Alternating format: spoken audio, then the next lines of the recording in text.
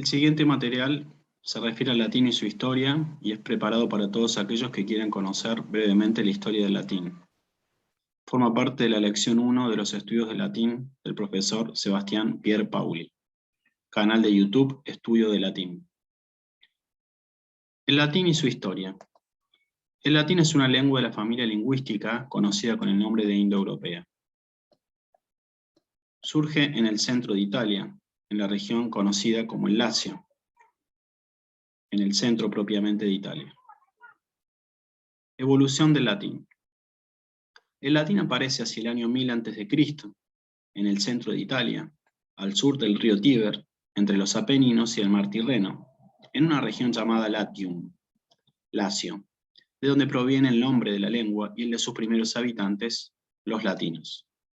Aquí en la imagen podemos ver a la derecha los Apeninos y toda esta cadena en medio del mar Adriático y el mar Tirreno. En el centro de Italia, precisamente, en Roma, surge el latín, dado el establecimiento de sus primeros habitantes, que fueron los conocidos como latinos.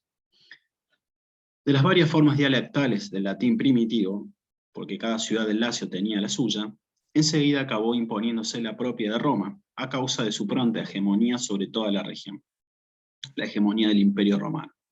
Este latín romano se fue extendiendo a medida que se extendía también el dominio de Roma, primero en Italia, más tarde en los países ribereños del Mediterráneo occidental, incluida la península ibérica, hasta abarcar finalmente la Europa central desde las Islas Británicas hasta Rumania.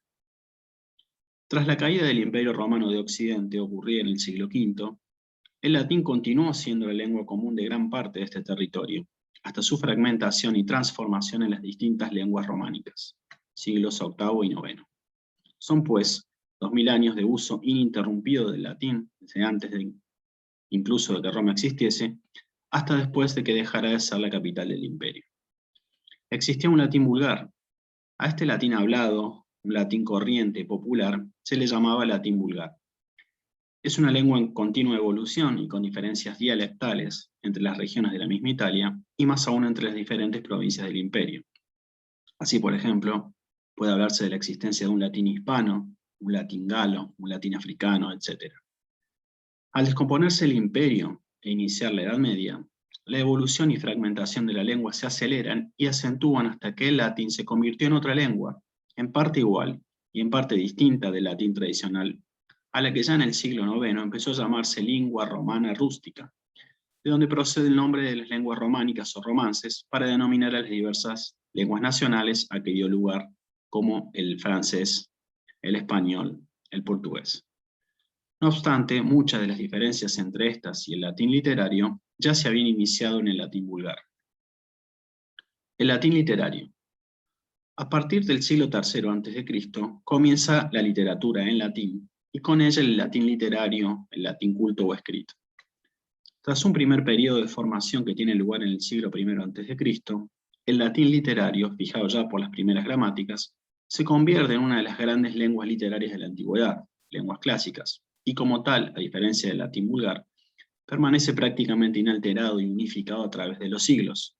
Autores como Cicerón, Virgilio y Tácito, entre otros, dan fe de ello en distintas épocas de la antigüedad. En épocas posteriores, San Alberto Magno, Santo Tomás de Aquino, Dante, etc. Este latín culto, además de ser la lengua de la literatura, en sentido estricto, fue la lengua en la que se transmitió todo el legado cultural romano en el derecho, en la ciencia, en la lingüística, en la filosofía, en la medicina, etc. Pervivencia del latín.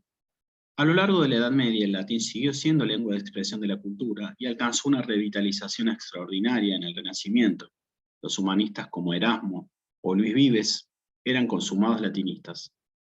Como lengua de expresión culta y científica, su uso se mantuvo hasta el siglo XVIII, y como lengua oficial de la Iglesia Católica se mantiene en la liturgia y en sus documentos, en las encíclicas papales, por ejemplo, hasta la actualidad. Su importancia no puede ser desconocida, y por ello, puede sostenerse que no resulta apropiado referirse al latín como una lengua muerta. Ese carácter de vehículo de expresión universal de la cultura, romana primero y europea después, permitió que el latín estuviera presente en los estudios de los niveles medio y superior de todos los países civilizados durante tantos siglos. La presencia en los estudios ha sido además preeminente hasta hace no mucho, y continúa siendo actual en los ámbitos académicos como la teología, la filosofía, el derecho, la medicina, la biología, la astronomía, etc. El uso cotidiano de un sinnúmero de latinismos nos demuestra lo inapropiado de referirse al latín como una lengua muerta, desaparecida.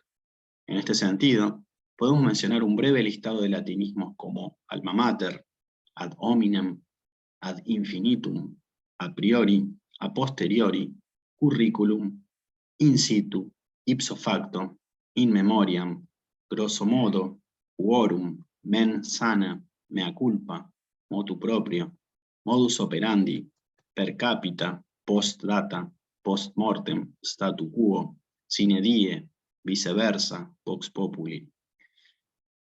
En el mismo sentido, el latín se mantiene ciertamente vivo si pensamos en las etimologías de las palabras, que del mismo modo utilizamos permanentemente en nuestras lenguas. Para ello, resulta suficiente abrir el diccionario de latín en el que se podrá ver la cercanía y derivación de nuestra lengua con el latín. Así por mencionar algunos ejemplos. Hortus, horti, jardín, huerta, de allí se deriva horticultura, hortalizas. Hospes, hospitis, huésped, de allí se deriva, por ejemplo, el hospedaje. Halitus, halitus, soplo, aliento, suspiro, de allí se deriva hálito. Castitas, castidad. Castrensis, castrense. Deleo, verbo que significa destruir, de allí se deriva el anglicismo que utilizamos como deletear. Dominus, señor, de allí se derivan dominar, dominio, condominio utilizados en el ámbito jurídico. Entonces puede decirse que en un primer aspecto el latín efectivamente forma parte de nuestra realidad, se encuentra entre nosotros en diversos aspectos, y no solo por aquellos, utilizado por aquellos que se dedican a la ciencia, sino también por quienes no poseen instrucción, pero que por tradición han llegado a un conocimiento de ciertos latinismos y expresiones que demuestran cómo afirmamos la continuidad del latín. Ejemplos del uso del latín en las ciencias. Lo podemos ver, por ejemplo, en relación en el derecho con el corpus iuris civilis romani, in quo institutiones digesta, ad codicem florentinum emendata, codex item et novellae. El pinus silvestris, en el ámbito de la naturaleza, referido a las plantas. Godetia grandiflora, en la astronomía la estrella llamada Canis Majoris. En definitiva, a poco de recurrir al diverso material con el que podemos contar, como diccionarios, como en el uso de la literatura, en el derecho, en la medicina, podemos ver la importancia que tiene el latín. Este es un breve resumen de la historia del latín, que esperamos pueda ser de utilidad para aquellos que deseen acercarse al conocimiento y estudio del latín.